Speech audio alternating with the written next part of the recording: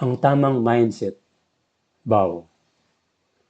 Ano bang tamang mindset ang dapat akong magkaroon kapag natatakot akong magsimula? Ang tamang mindset kapag natatakot kang magsimula ay ito. Hindi ko kailangang mawala ang takot bago ako kumilos. Kailangan ko lang magsimula kahit may takot. Maraming tao ang naniniwala na ang matatapang ay hindi natatakot. Ngunit ang totoo, ang matatapang ay natatakot din.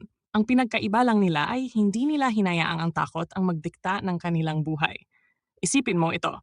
Ilang pangarap na ba ang hindi natupad dahil sa isang simpleng salita? Baka. Baka magkamali. Baka mapahiya. Baka mabigo. Baka hindi ako sapat. Ang salitang baka ay napakalakas. Kaya nitong pigilan ang isang tao kahit wala pa namang totoong nangyayari. Pero may isa pang salita na mas makapangyarihan. Paano kung? Paano kung kaya mo pala? Paano kung ito na ang pagkakataong magbabago sa buhay mo? Paano kung ang kinatatakutan mo ngayon ay magiging kuwento ng tagumpay mo balang araw? Napapansin mo ba? Parehong gumagamit ng imahinasyon ang takot at pag-asa. Ang kaibahan lang ay ang takot ay iniisip ang pinakamasamang maaring mangyari, samantalang ang pag-asa ay nakikita ang posibilidad ng magandang resulta. Kaya ang unang mindset na dapat mong yakapin ay ito. Ang takot ay hindi palatandaan na mali ang direksyon. Madalas, senyales ito na may mahalagang bagay kang haharapin. Kapag may interview ka sa trabahong gusto mo, kinakabahan ka. Kapag may taong gusto mong kausapin, kinakabahan ka. Kapag magsisimula ka ng negosyo, podcast, YouTube channel o bagong proyekto, kinakabahan ka. Hindi dahil mali ang ginagawa mo, kundi dahil mahalaga ito sa iyo. Ang pangalawang mindset ay ito. Hindi ko kailangang maging handa sa lahat bago magsimula. Maraming tao ang naghihintay ng perfect timing. Hinihintay nilang maging mas matalino, mas mayaman, mas kumpiyansa, mas bata, o mas magaling. Pero isipin mo, paano ka magiging magaling kung hindi ka magsisimula? Paano ka magkakaroon ng karanasan kung iiwasan mo ang bawat pagkakataon? Ang unang hakbang ay laging medyo magulo. Walang taong naging eksperto sa unang araw. Ang mahusay na manunulat ay nagsimula sa pangit na draft. Ang mahusay na negosyante ay nagsimula sa maliit na puhunan. Ang mahusay na speaker ay minsang nauutal din. Lahat ng eksperto ay dating baguhan, at lahat ng baguhan ay may pagkakataong maging eksperto kung hindi sila titigil. Ang pangatlong mindset ay ito. Mas mabuti ang maliit na progreso kaysa sa perpektong plano na hindi naman nasisimulan. May mga taong napahusay magplano.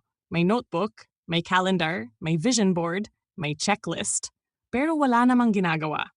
Samantala, may isang taong hindi ganoon kaganda ang plano. Hindi kumpleto ang kagamitan. Hindi rin perpekto ang sitwasyon. Pero araw-araw siyang kumikilos. Sa paglipas ng isang taon, sino ang mas malayo ang narating? Ang kumilos, hindi ang naghintay. Tandaan mo ito, hindi ka binabago ng plano. Binabago ka ng aksyon. Ang pang-apat na mindset ay ito. Ang pagkakamali ay bahagi ng proseso, hindi katapusan ng pangarap. Kapag natatakot tayong magsimula, kadalasan ang tunay nating kinatatakutan ay hindi ang trabaho. Ang kinatatakutan natin ay ang posibilidad na magkamali.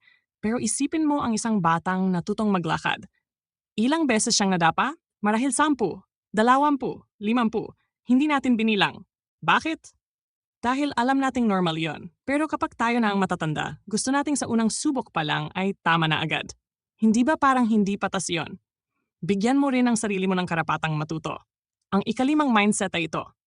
Hindi ko kailangang patunayan ang sarili ko sa lahat ng tao.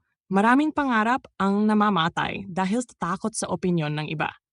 Ano kaya ang sasabihin nila? Pagtatawanan kaya ako? Paano kung walang sumuporta? Pero isipin mo ito.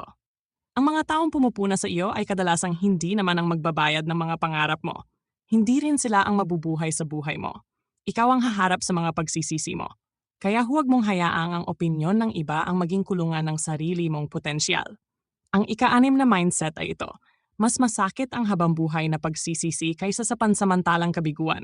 Ang kabiguan ay maaring tumagal ng ilang araw, ilang linggo, o ilang buwan. Pero ang tanong na, ano kaya ang nangyari kung sinubukan ko? Maaari kang sundan habang buhay. Mas mabuti nang sabihin mong, sinubukan ko at may natutunan ako, kaysa sabihin mong hindi ko man lang sinubukan. Ang ikapitong mindset ay ito. Ang tapang ay nabubuo sa bawat maliit na hakbang. Hindi mo kailangang gumawa agad ng napakalaking desisyon. Kung gusto mong magsulat, magsulat ng isang pahina. Kung gusto mong mag-ehersisyo, magsimula sa 10 minuto. Kung gusto mong magnegosyo, Pag-aralan muna ang isang produkto.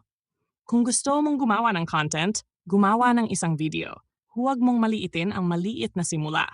Ang malalaking puno ay nagsimula bilang maliit na binhi. Ang mahahabang paglalakbay ay nagsimula sa isang hakbang. At ang magagandang kwento ay nagsimula sa isang simpleng desisyon. Sa huli, gusto kong iwan sa iyo ang isang pagninilay. Isipin mong 5 taon na ang lumipas. May 2 bersyon ng iyong sarili. Ang una ay ang taong pinairal ang takot. Patuloy siyang naghintay. Patuloy siyang nagduda. Patuloy niyang ipinagpaliban ang lahat. Ang pangalawa naman ay natakot din. Pero kahit nanginginig ang tuhod, gumawa siya ng unang hakbang. Nagkamali siya, natuto siya, bumangon siya, unti-unti siyang umunlad. Ngayon, tanungin mo ang sarili mo, alin sa 2 taong iyon ang gusto mong maging? Dahil ang kinabukasan mo ay hindi lamang nakabatay sa talento o swerte. Madalas, nakabatay ito sa isang simpleng desisyon, ang desisyong magsimula. Kaya sa susunod na maramdaman mong natatakot kang magsimula, ipaalala mo sa sarili mo ang mindset na ito. Ang takot ay hindi hudyat para huminto. Isa itong paanyaya para lumago. Hindi ko kailangang maging perpekto. Hindi ko kailangang maging sigurado sa lahat.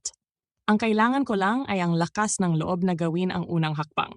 Dahil ang buhay ay hindi nagbabago sa kakaisip. Nagbabago ito kapag nagsimula akong kumilos.